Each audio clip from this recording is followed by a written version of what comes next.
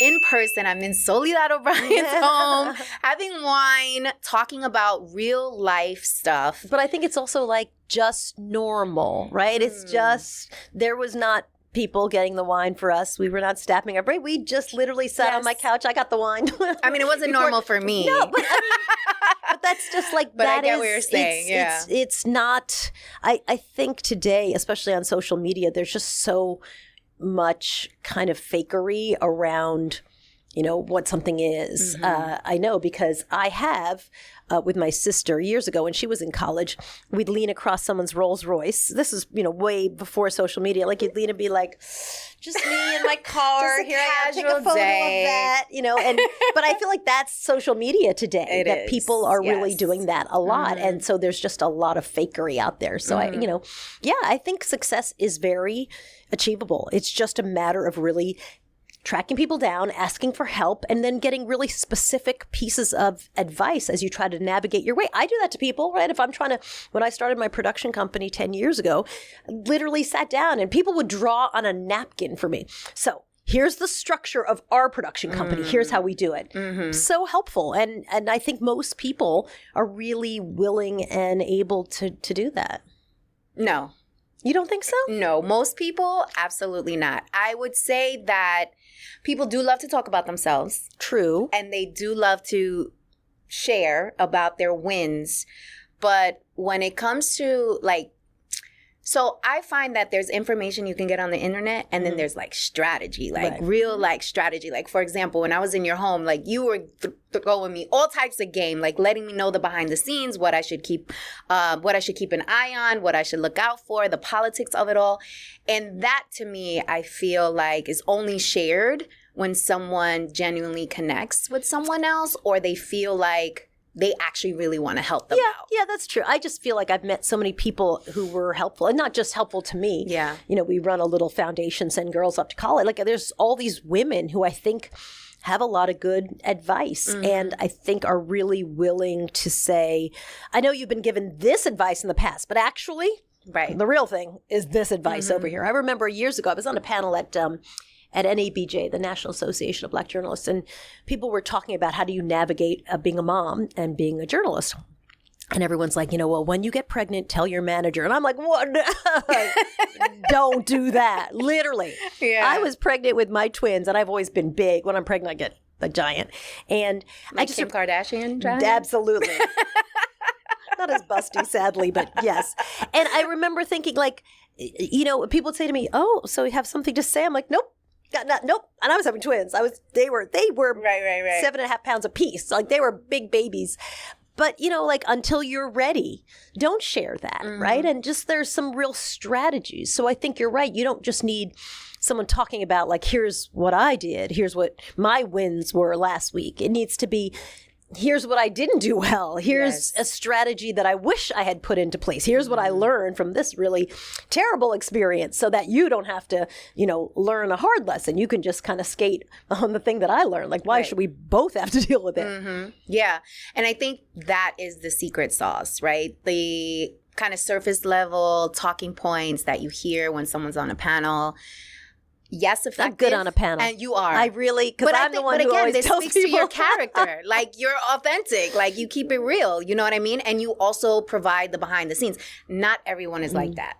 Especially now, because everybody's worried about getting canceled. Everybody's worried about saying the wrong thing.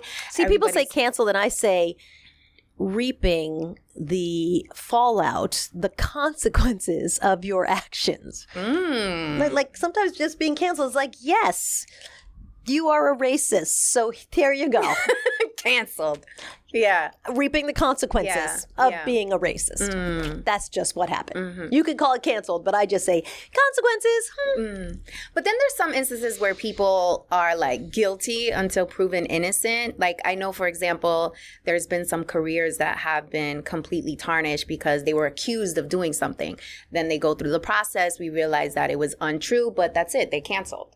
Yeah, but I think that's not a new phenomenon, right? Like that has happened, you know, time in memoriam. That's always been the case. And of course, you know, if you're talking about like legal things, I think people do sort of certainly journalists try to hold off on it, but it's hard, right? It's very hard, especially as news gets more sensationalized generally, right? You suddenly are covering something and the sensational aspect of it versus like no one's ever going to say, good morning, we're not going to cover this because we're just going to wait 6 months till it comes out at trial. Like they're not going to do that. So, you have to really navigate, I think. And not everybody navigates it very well. You do. Because if anybody follows Soledad on Twitter, you know. X. It's called X now. Oh, yeah, it's X. I'm still looking at the icon and I'm like, wait, hold on. What is this? Did I download this?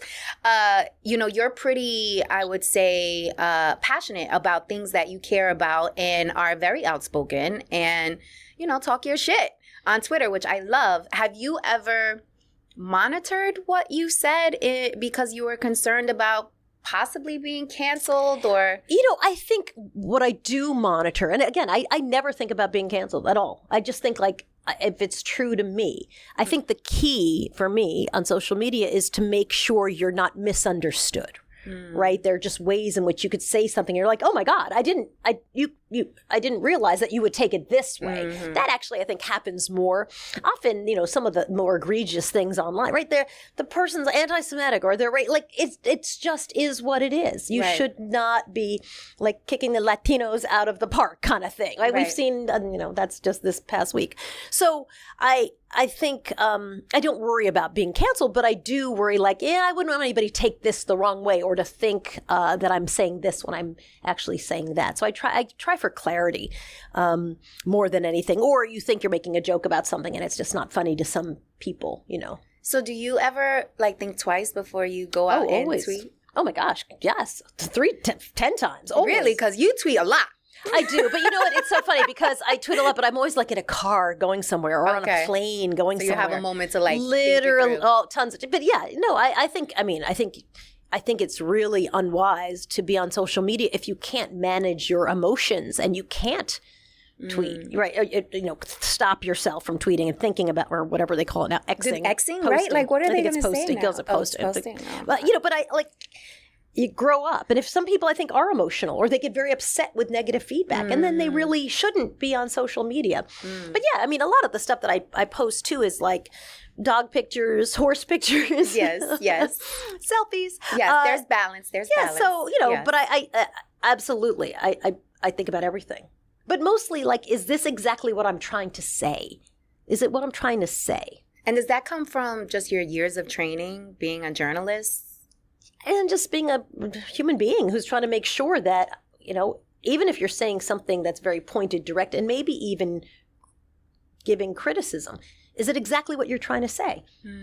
That's what's key. I think, just growing up a little.